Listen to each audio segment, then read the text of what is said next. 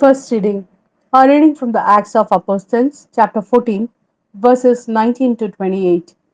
Then some Jews arrived from Antioch and Iconium and turned the people against them. They stoned Paul and dragged him outside the town, thinking he was dead. The disciples came crowding round him, but as they did so, he stood up and went back to the town. The next day, he and Barnabas left for Derbe. Having preached the good news in that town and made a considerable number of disciples, they went back through Lystra, Iconium, and Antioch. They put fresh heart into the disciples, encouraging them to persevere in the faith, saying, "We must all experience many hardships before we enter the kingdom of God." In each of these churches, they appointed elders, and with prayer and fasting, they commended them to the Lord in whom they had come to believe. They passed through Pisidia and reached Pamphylia.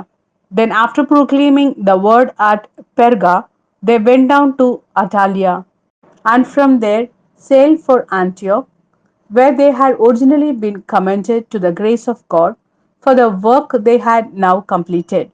On their arrival, they assembled the church and gave an account of all that God had done with them and how he had opened the door of faith to the Gentiles. They stayed there with the disciples for some time. This is the word of Lord. Thanks be to God. Peace I bequeath to you, my own peace I give you, a peace which the world cannot give.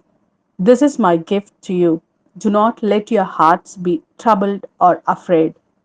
You heard me say, I am going away and shall return. If you loved me, you would be glad that I am going to the Father, for the Father is greater than I.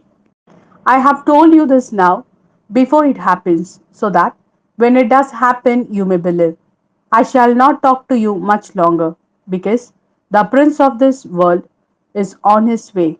He has no power over me. But the world must recognize that I love the Father and that I act just as the Father commanded. Come now, let us go.